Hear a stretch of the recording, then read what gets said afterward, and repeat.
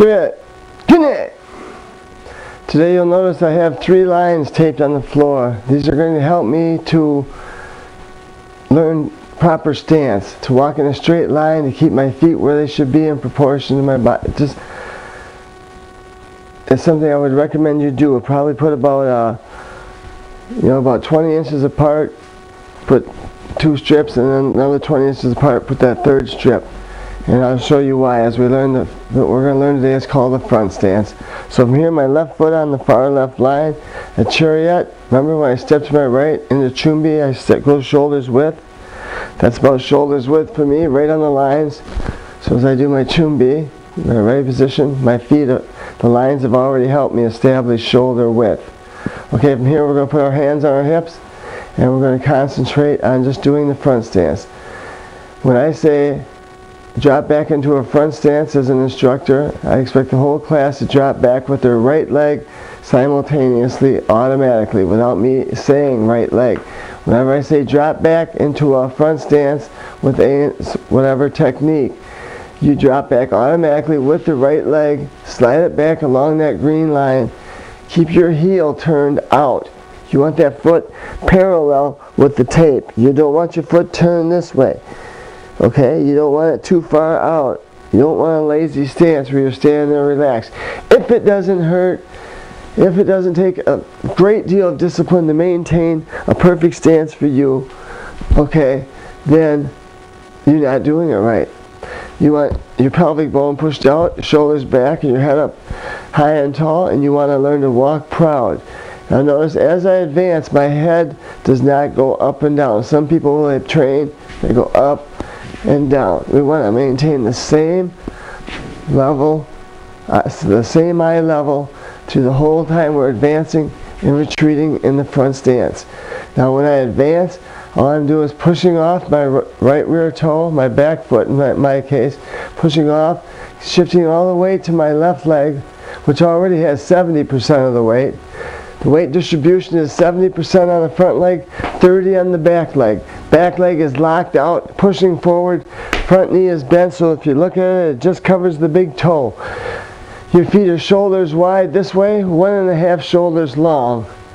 So your stance is longer than it is wide. From here, I'm in a good holding position to hold for boards, breaking boards, because all my weight's forward. Everything's settled on my front leg. My right leg is just pushing everything onto my front leg. Very powerful stance, especially when you go to lunge or throw a punch, or it's when you step backward. It's best when you step back for doing down blocks. So we'll learn practical training versions of it for self-discipline and mind and body connection, and we'll train hard that way. But someday when it comes time to use it, say a down block, what you're learning now in a long, strong stance, then you might do in a short stance with just a short, little quick flick of your wrist. But since you've trained this way your entire life with absolute power and strength and perfection, when it comes time to little block, it's so second nature. You just step back, bang, and just in the quick flick of your wrist, you have just bruised an opponent's instep, or shin, or whatever ankle, wherever you decide to strike him with that block. Your block eventually becomes a strike to an oncoming kick or technique coming at you, as you will learn. It's called dismantling your opponents without an ounce of aggression. It's all self-defense techniques, breaking them down one weapon at a time. Take it away from them. Let's get back to front stance, okay? I get ahead of myself. I get a little excited sometimes. As you can see, I love Taekwondo and I love teaching it. I hope you're having as much fun learning it as I am teaching it, okay? So from here, chumbi on the tape. Forget about the hand. Step straight back with the right leg. First move, whenever you drop back, you will key up. Key up! Instead of saying key up, like, is the word. But at this point, when you drop back, you will key up. You think to yourself, whenever I change, we're going to have a whole session on key upping, so I'm going to eliminate it right now. But that's the point in time when you would key up. Now we're going to advance. So when I advance, I push off the right toe, all the weight shifts to my left leg. My right leg slides way out, perpendicular to the line. Shoulders width, shoulders square. You want your shoulders square, not turn.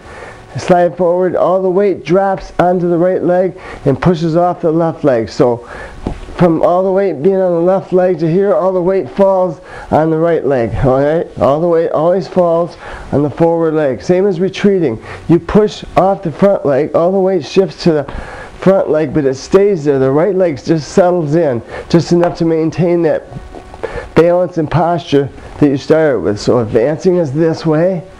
Okay, this way. You can't see my feet. Someday I'll be able to afford a cameraman.